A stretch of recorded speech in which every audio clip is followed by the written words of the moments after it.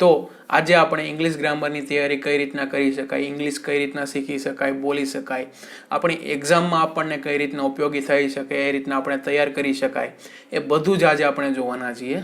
તો એની માટે આપણે 4 સ્ટેપ ફોલો કરવાના છીએ. હવે એ 4 સ્ટેપ શું છે, એ કઈ રીતના છે, એ બધું આપણે જોઈએ. તો બી અ મોટિવેટેડ લર્નર. હવે શું થાય છે મિત્રો કે આપણે ઇંગ્લિશ ગ્રામરની તૈયારી તો કરીએ છીએ, ઇંગ્લિશની તૈયારી કરીએ છીએ એક્ઝામની માટે, પણ આપણે માત્ર એક્ઝામની માટે જ કરીએ છીએ. આપણને કોઈક ઇંગ્લિશનું વાંચવાનું કહે તો આપણે એમ કહીએ કે નહીં મારાથી નહીં થાય, નહીં મજા આવતી, અથવા તો ગમે તે બહાનું કાઢીએ છીએ. પણ ઇંગ્લિશને આપણે ઇન્ટરેસ્ટથી નથી શીખતા. હવે ઇન્ટરેસ્ટથી કઈ રીતના શીખી શકાય?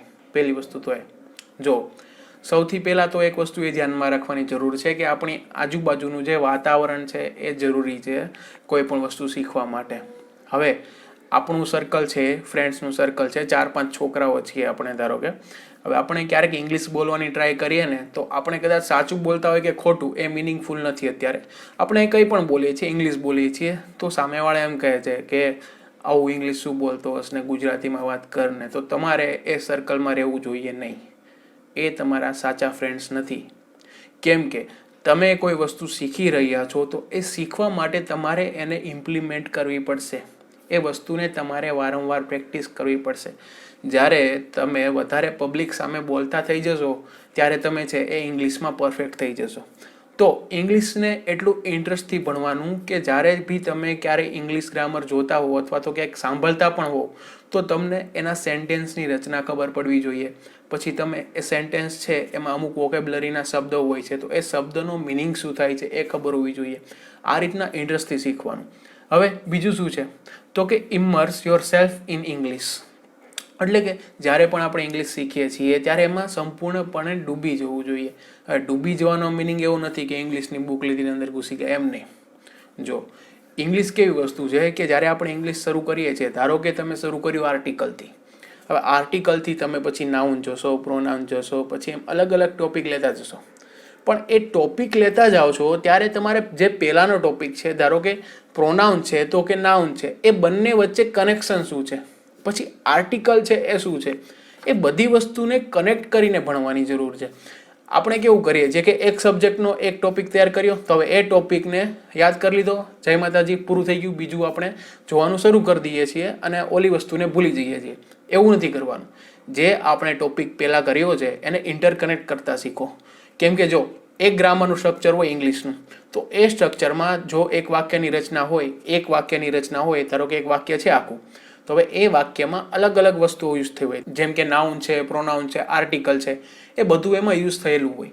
તો એ બધું યુઝ થયું છે તો તમને ખબર હોવી જોઈએ કે આ બધું કનેક્ટેડ છે અને આપણે એ જ રીતના તૈયારી કરવાની છે. હવે મેં તમને આ બોર્ડ આપેલું છે, આમાં બધું ઇંગ્લિશમાં લખેલું છે.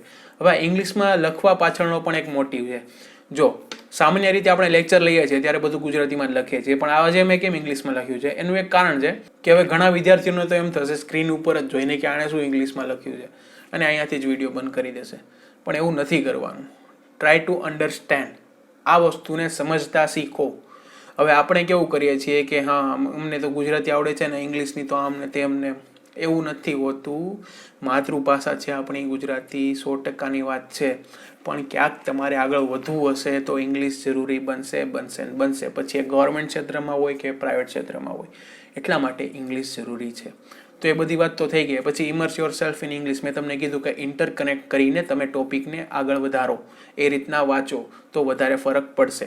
અને આપણી ઇંગ્લિશ ગ્રામરની સિરીઝ છે પણ તમે જોઈ શકો છો, એમાંથી મેં બેઝિક એ જ રીતના ટ્રાય કરી છે કે નાના નાના ટોપિક્સ છે એને હું સારી રીતના સમજાવી શકું. તો એ પણ તમે જોઈ શકો છો. એની લિંક તમને આઈ બટનમાં મળી જશે. હવે એની પછી છે ગેટ લોટ્સ ઓફ હેલ્પ. હવે ઇંગ્લિશમાં એક એ પ્રોબ્લેમ બહુ મોટો છે, આપણને આવડતું નથી, પછી આપણે શીખવું પણ નથી. આપણે શું કરીએ છીએ કે નહીં થઈ જશે, આપણે એની ઉપર ધ્યાન દેતા નથી. આપણે બીજા વ્યક્તિને પૂછતા અચકાઈએ છીએ કે આ વસ્તુ મને નથી આવડતી તો તું મને શીખવાડ. પછી એ તમારો ફ્રેન્ડ હોય, તમારો ટીચર હોય કે કોઈ પણ હોય, એને પૂછતા અચકાશો નહીં. કોઈ પણ વસ્તુ હોય, કોઈ પણ ગ્રામરનો ટોપિક હોય, કોઈ પણ વોકેબ્યુલરીનો વર્ડ હોય. હવે વોકેબ્યુલરી માટે તો શું કોને ખબર બધાને શું પ્રોબ્લેમ પડે છે. ગૂગલ છે જ આપણી પાસે, સર્ચ કરો તમને જોઈએ એટલા વર્ડ્સ મળી રહે. અને જો એટલા વર્ડ્સ ના મળી રહે તો પણ રોજ એક ન્યૂઝપેપર લો, ઇંગ્લિશ ન્યૂઝપેપર લો, એડિટોરિયલ્સ પકડો, એડિટોરિયલ્સ કરો અને એમાંથી વર્ડ્સ પકડો અને એનું ગુજરાતી કરો, એના સિનોનિમ્સ લો. એ રીતના તમારે વોકેબ્લરી કરવાની છે. વોકેબ્લરી માટે બીજા એકેય ટૂલ્સ નથી કે બીજા એકેય ચમત્કાર નથી. વોકેબ્લરી આ રીતના જ કરાય. કેમ કે જે ન્યૂઝપેપરમાં જે પણ વર્ડ્સ આવે છે એ ખૂબ જ આઈએમપી હોય છે અને એ પૂછાય પણ આવે છે. ઇન્ડિયન એક્સપ્રેસ છે, ધ હિન્દુ છે, એના તમે એડિટોરિયલ્સ લો. દિવસનું એક એડિટોરિયલ પકડો તો પણ બહુ છે. હવે એ એડિટોરિયલમાં જેટલા વર્ડ્સ છે એટલા તમારે રોજ કરી નાખવાના, તો તમારી માટે એ ખૂબ જ સારું રહેશે. અને ઇંગ્લિશ ગ્રામરના અલગ અલગ વાક્યોની રચના પણ તમને ખબર પડશે. તો 2 ફાયદા છે, એટલા માટે હું ન્યૂઝપેપર તમને સજેસ્ટ કરું છું. પછી તમારે પ્રેક્ટિસ માટે કોઈ બુક બાય કરવી હોય તો તમે કરી શકો છો. હવે એની પછીનો ટોપિક છે પ્રેક્ટિસ, પ્રેક્ટિસ, પ્રેક્ટિસ. એટલે કે એની પછીનું સ્ટેપ છે પ્રેક્ટિસ.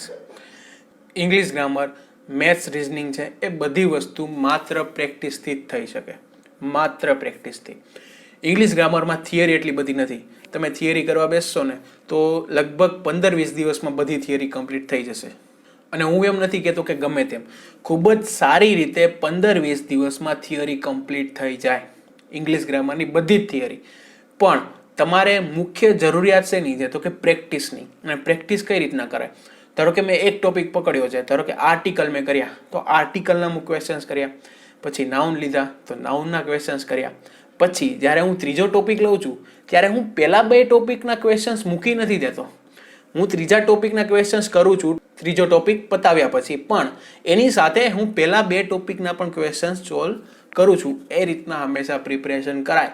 કેમ કે તમે બીજા, ત્રીજા, ચોથા, પાંચમા, છઠ્ઠા, સાતમા ટોપિક પર આવો ને ત્યારે પહેલા 2 ટોપિક તો ગયા હોય. એટલા માટે પ્રિપરેશનમાં એક વસ્તુ યાદ રાખજો કે જે પાછળનું છે એને પણ સાથે લેતા ચાલો. ધારો કે તમે પહેલો ટોપિક છે એ કમ્પ્લીટ કર્યો ત્યારે તમે 100 વિકલ્પ કર્યા હોય, 100 ક્વેશ્ચન્સ કર્યા હોય, તો હવે શું કરવાનું છે? તમે જ્યારે છઠ્ઠા, સાતમા ટોપિક પર છો ત્યારે પહેલા ટોપિકના માત્ર 5 કે 10 ક્વેશ્ચન કરો, પણ કરો. બસ એટલી વસ્તુ ધ્યાનમાં રાખવાની છે. હવે ઇંગ્લિશ ગ્રામર વસ્તુ જે છે કે આપણે પ્રેક્ટિસથી જ કરી શકીએ. અને પ્રેક્ટિસ માટે તમારી પાસે ઘણી બુક્સ હશે, તમને માર્કેટમાં ઘણી મળી રહેશે. આપણી પણ એ બુક છે, તમને બાય કરવી હોય તો લિંક ડિસ્ક્રિપ્શનમાં મળી જશે, ત્યાંથી તમે બાય કરી શકશો જો તમારે કરવી હોય તો. બાકી તમને માર્કેટમાં પણ ઘણી બુક્સ મળી જશે. તો એ બધી રીતે તમે છે ઇંગ્લિશ ગ્રામરની પ્રિપરેશન કરી શકો છો. હવે ઇંગ્લિશ ગ્રામરની તૈયારીમાં છે ને તમારે મિત્રો ખાલી એ જ વસ્તુ ધ્યાનમાં રાખવાની છે કે પ્રેક્ટિસ કરો, એનાથી ડરો નહીં. આપણે શું ભાગીએ છીએ ને ત્યાં જ મોટો પ્રોબ્લેમ છે. ભાગવાનું નથી, એને સામે ટેકલ કરો અને સામે લડો. કેમ કે આ વસ્તુ છે એ જેટલા આપણે ઇન્ટરેક્ટ થશું ને ઇંગ્લિશથી એટલું આપણને વધારે આવડશે. અને મેં તમને કીધું એમ, તમારા ગ્રુપમાં જો તમે ઇંગ્લિશ બોલતા હોય ને સામેવાળા ટોકતા હોય તો તમે ખોટા ગ્રુપમાં છો. એટલું ધ્યાન રાખજો. જો આ વિડીયો તમને પસંદ આવ્યો હોય તો તમારા મિત્રોને પણ શેર કરી દો જો તેમને યુઝફુલ થઈ શકે તો, અને સબસ્ક્રાઈબ કરશો. Thank you.